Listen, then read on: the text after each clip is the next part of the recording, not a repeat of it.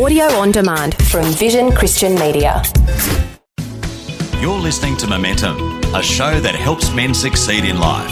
And as we delve into this week's topic, a reminder that some of the content may be of a sensitive nature. Now, here's your hosts, Tim and Des. Okay, let's get into this week's Momentum. It is so good to have you tuning in. We really appreciate you spending some time with Tim and Des as we get into this week's show once again. But just a quick parking of that for a second as we remind you of the website, momentumaustralia.org. We'd love you to have a look around that. Familiarize yourself with Momentum, who we are, why we're here, what we hope to achieve through what we're doing. And of course, if you'd like to support us in that too, we'd really love your support because we are impacting not just people in Australia, but all around the world through our podcast as well, which is super, super exciting. And, quite humbling, to be honest. When we started Momentum a few years back, we had no idea where this was going to go. And we're getting feedback from all around the world now, which is just awesome. And let's be honest, we need it as men, which is why we exist, momentumaustralia.org. While you're at the website too, you'll see the link for the YouTube channel. If you fancy and get onto YouTube, you can do that. I'll just click the link on the website. It's way easier. And you can see the show. If you like watching it as opposed to listening, there's a great option there at Momentum for Men on YouTube, or just click on the website, momentumaustralia.org.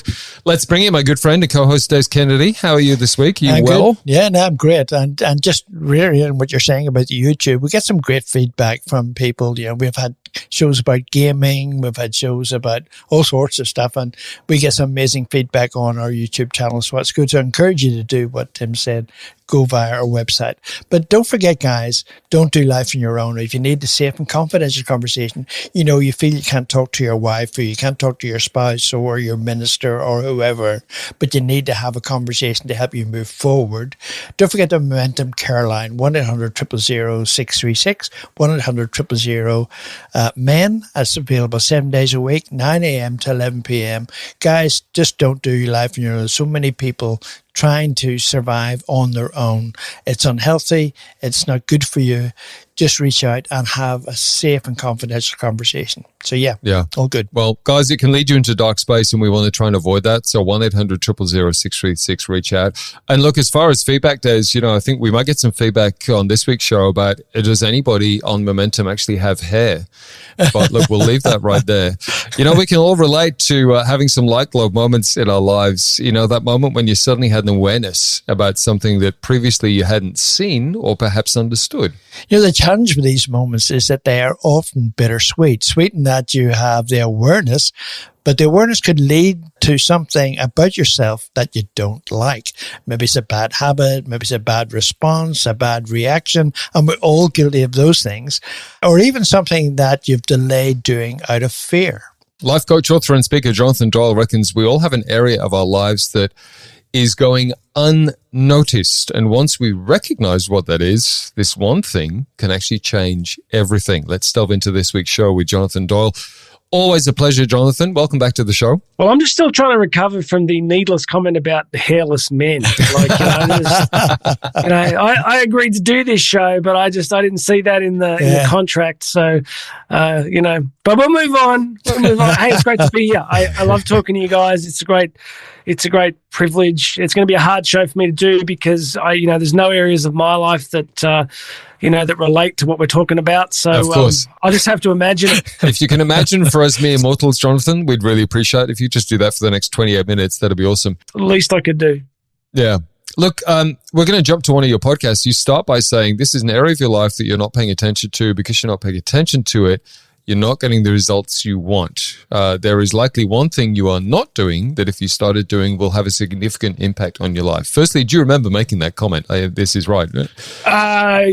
I can neither confirm or deny that. Yes, no, that was definitely me. I think there's a lot of ways we could come at this. There's a paradox here. Like it's unnoticed at one level.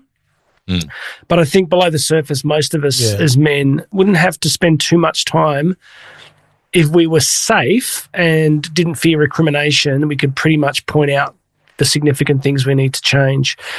People will obviously be familiar with, Sigmund Freud, but Carl Jung, who was kind of Freud's protege, did a lot of work on, this concept of the shadow, right? Which was that all of us carry within us this shadow side, this part of our personality that we don't like, that we push away, that we try to ignore.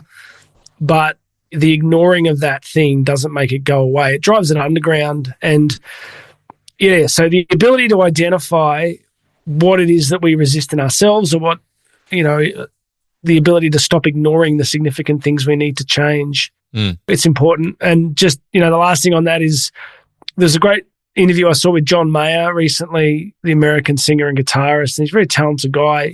I play a bit of guitar, and he's great. And he had a huge struggle with alcohol, right? He had a huge battle with it, and he just talks about going on this 6-day bender and then having this conversation with himself. And he just describes it beautifully. He said he kind of sat down with himself and basically said, "Okay, John, approximately how much of your potential would you actually like to experience in life?" Wow. And it was a real lucid moment. And he said in that moment, his inner voice said to him, "Look, man, you can have 10%, you can have 50%, you can have whatever you want, right?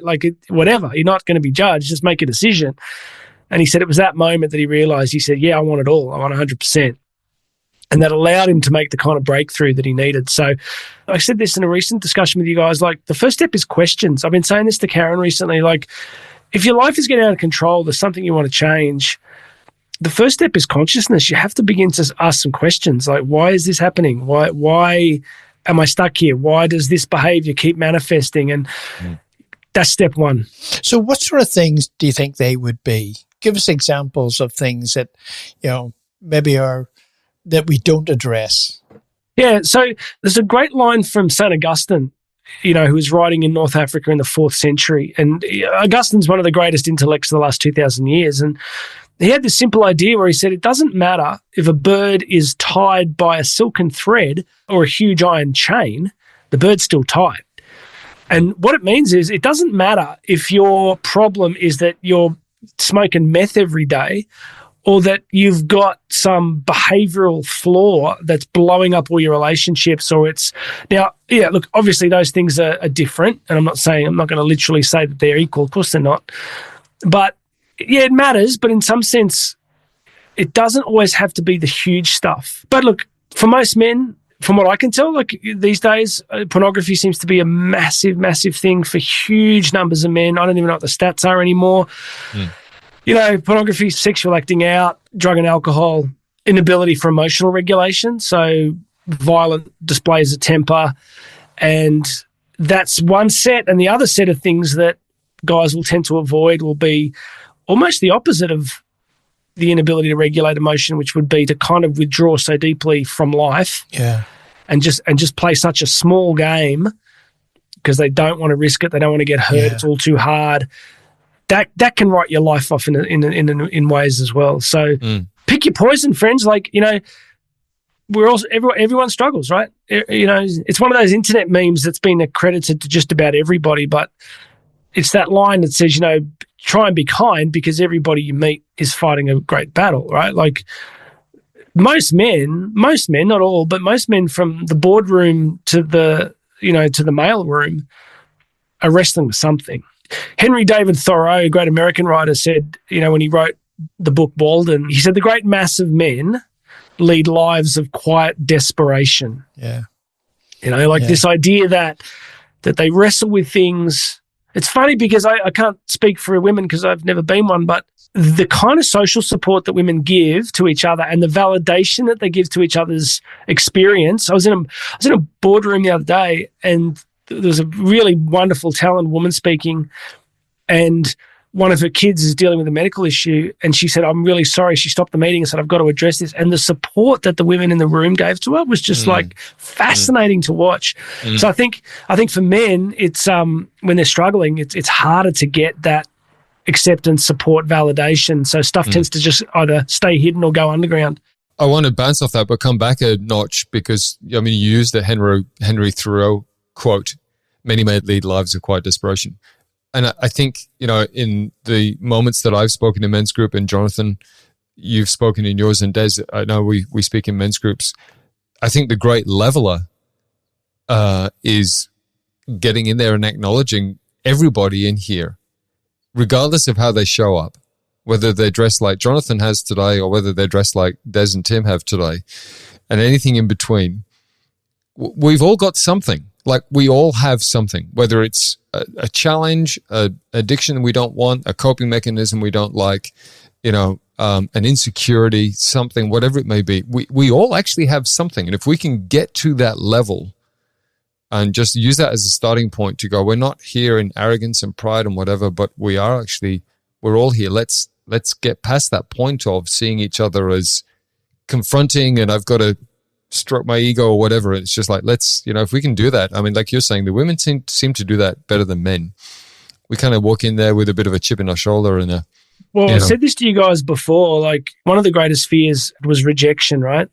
Because for much of the human journey, if you were rejected, the consequences were extreme, right? So if your tribe woke up, you did something and your tribe literally went, what you've done or what you are is terrible. You are now out of the tribe. That was death, right? Like you died of starvation or you got killed by another tribe. You died. That was death. It was existential. So I think for humans in general, but for men, to be deeply rejected, to be, to reveal something or to acknowledge something can almost feel existential, life and death. So the crucial parts are, and this is what Momentum's doing so well, is creating connections with men that you can actually trust. So you've got to have one or two guys that you can tell the absolute truth to. And if you don't have that, then it's quite a burden to carry. And that burden grows and grows. It doesn't stay static. It's growing and growing over time. Growing and growing over time, Des, and I don't know if you guys agree, but for complex reasons of culture, economics, technology, we are supporting each other as men in general terribly. With the exception of, and there'll be some people that do this well, but so few men will have consistent, deep, trustworthy friendships. Part of it's time. So one of the things we do is every Friday at my place, we'll put a fire on outside and there's one or two guys that particularly that I can sit around that fire with. So you got to be conscious, right? You got to choose to do it. And yes. So for any man listening, if you're thinking, oh, that's nice, Jonathan, but I don't have that. Well, newsflash, in the nicest possible way, you're not getting a knock at your door with two amazing guys saying, hey, we just moved in the neighborhood and we heard you need deep male friendships. Let's hang out. Like that's not going to happen. So the trick is to allocate time. Yes. We allocate. I often say to people that you always make time for kidney dialysis.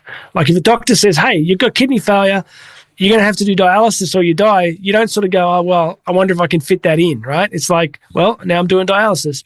In a similar way, I think it's worth men thinking to themselves, you know what? This is important. So you send an email, you pick up the phone, you make time. You say, hey, let's catch up. Let's do something. Yeah. Yes. And it's the two-way. It's, them needing support and you needing support and working through those things together. We're going to take a short break and come back with Jonathan on the other side of this break. MomentumAustralia.org is our website. 1800 000 636 for our care line if this is stirring some stuff up for you. And as always at Momentum, we encourage you to reach out, get connected to somebody in your world that you can go to that depth with and get on your page and do life with. 1-800 000 636 might be a starting point for you today. MomentumAustralia.org. You can reach out to us as well and we'll get in touch with you. But stay tuned because we do have a second part of this show with Jonathan Doyle on the other side of this break. We'll catch you soon. This is Momentum, a show that helps men succeed in life. Find out more at MomentumAustralia.org. If this program has highlighted something you'd like prayer for, we'd love to pray for you. Call 1-800-PRAY-FOR-ME. That's 1-800-772-936. It's a free call.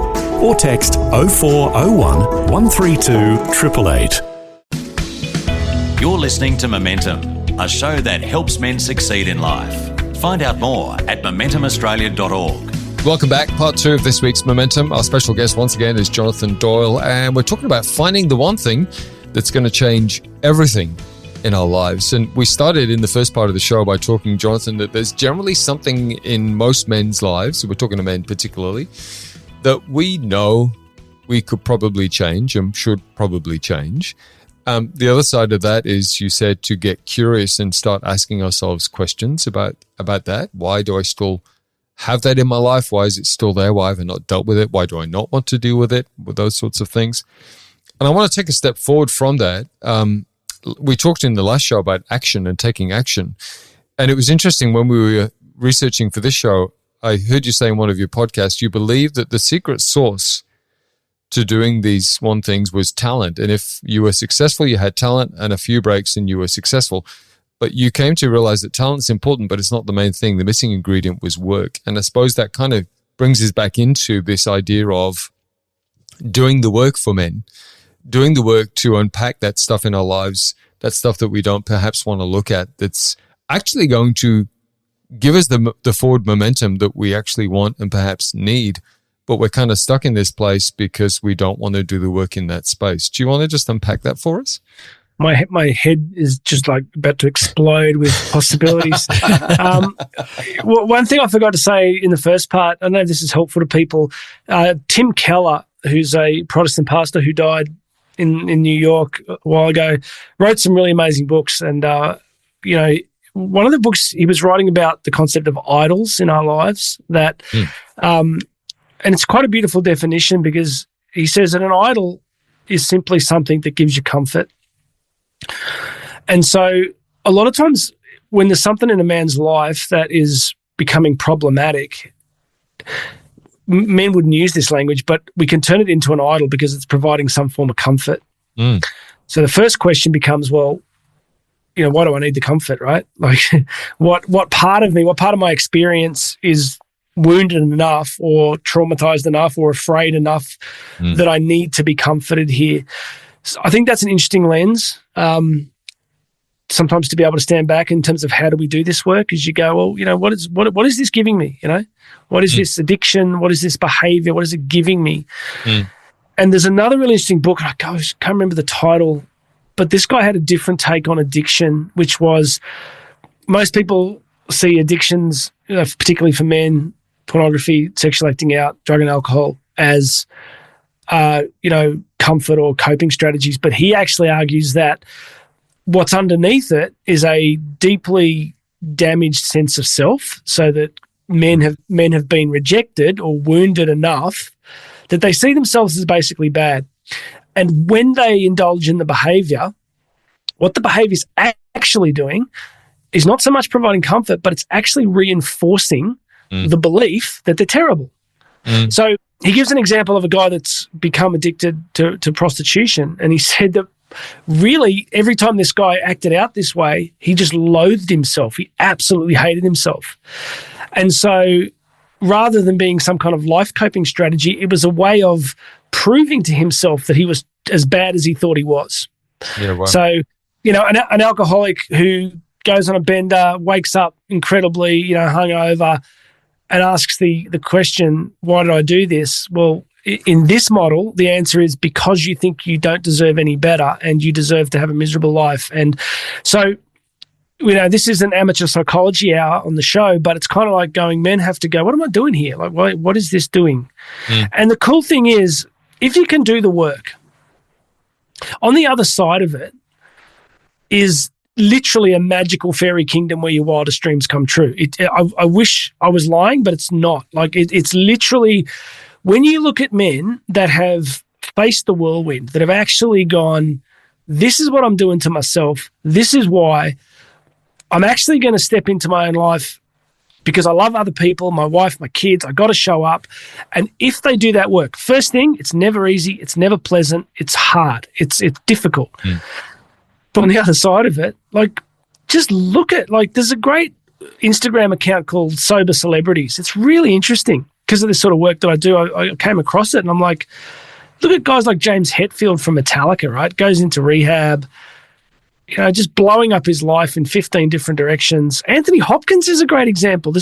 Anthony Hopkins just talks about being 47 years sober, and he's like, it's riveting to watch. So I just want everyone to know that if you can face what's going on in yourself, and then if you can eventually do the work, and in terms of what momentum does, that's going to require encouragement and assistance from other men.